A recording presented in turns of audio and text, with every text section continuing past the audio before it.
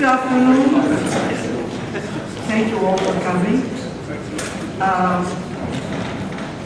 We'll have this plenary, I suppose it's the last one. And I would like to, before introducing a few ingredients, a few elements about Peter Gurevich, I would like to express the special symbolic value I attach to the fact that you accepted our invitation to share with us your reflections on this topic, political implications of the 2008-2009 crisis for North-South relations. Why is that? First of all, because it is a plenary under the aegis of IPSA and now also ECTR. How you came to us in Latin America, it was in Buenos Aires in 1991, also under the aegis of IPSA, in the Buenos Aires Congress, and a panel because at invitation of Guillermo Zono, I had to organize a panel on state market and democracy. And so I organized in the end too, actually we had started a kind of consolidated a drive towards comparative analysis about the crisis, the debt crisis, how it had provided or provoked very different responses in Latin America. So we have after that a seminar back-to-back in São Paulo.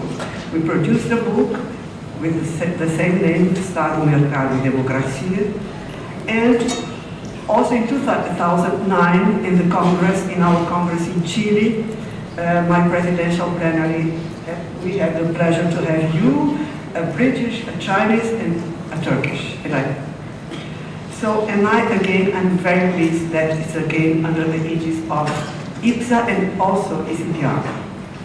Well, this is important, the symbolic value attached, there are many dimensions. Because it made me take a distance from where we stood, from the analytical, political, and economic point of view, and how much our problematic as Latin Americans had changed. Especially because now the crisis is at the very heart of the started at the very heart of the financial system.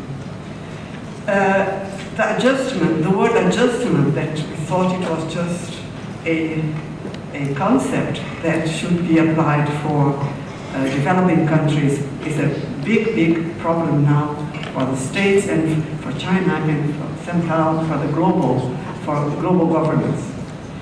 And above all, I think that it's very clear that most Latin American countries changed our mode of insertion in the global system, and that's we're trying to account for. And above all, and this makes me think about how our profession fared relatively well since in the last 20 years, in Brazil especially, but all over Latin America. And I'm hopeful that this conference will be a big step, producing another round in our deepening our mode of insertion in the global, in the profession. I think that's the strategy of our president, Fabiano, and we are supporting this strategy. So this is the reason why I think that your presence also brings to us this kind of memories. So my problem when I thought, how shall I introduce Peter? He's so well known. So I follow two elements, two inclinations, personal.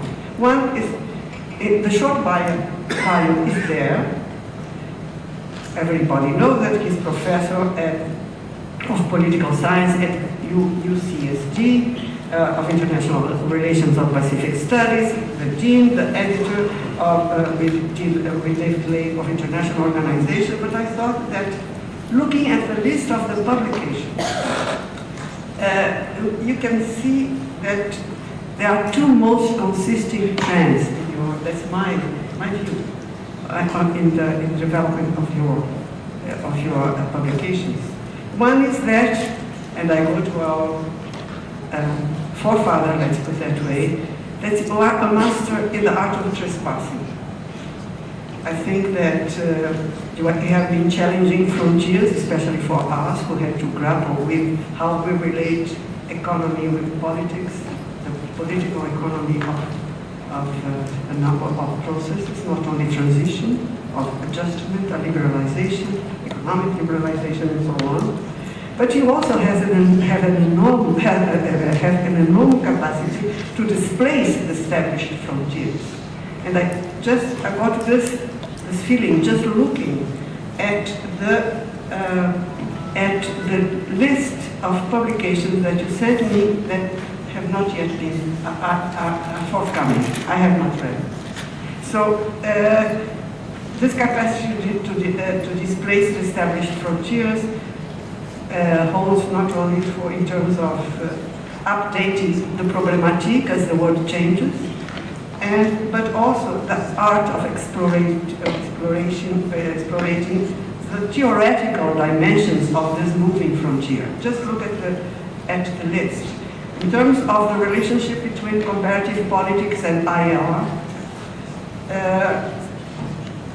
from his book, Politics in Hard Times, 86, we have now yet more hard times as part of a book by Kaler and Blake, which is Politics in the New Hard Times, the Great Recession in Comparative Perspective. Also forthcoming, Beyond Virtue, evaluating the credibility of non-governmental organizations, which for us is the third sector. Then the value of ethics, monitoring compliance in ethical consumption markets, and the politics of stock market development. So there are a number of issues that really suggest that you are going on, at least in terms of the conventional stance vis-à-vis global political economic developments. You are really going frontiers, displacing the frontiers. And there is also the long-term perspective that in the politics in hard times you have, really, I will say in a minute, it was very important for us at the moment of the debt crisis and after. And I would like to suggest, just to finish, because I am anxious to hear you, is that to mention, actually, the importance of the lineage, which I think you belong, and starting with from politics in hard times, that what this has meant for us, but to look at that from a Latin American bias. I would go back to Barrington Moore, which I think is one of your important influential tradition in your thought. And for us Latin Americans, we have a tradition. If you look at the policy making, there were at the time, in the 80s, three traditions very influential in terms of policy making. They converged together at their best in Chile. That was Marxism, Cepal or ECLA, and also Christian democracy.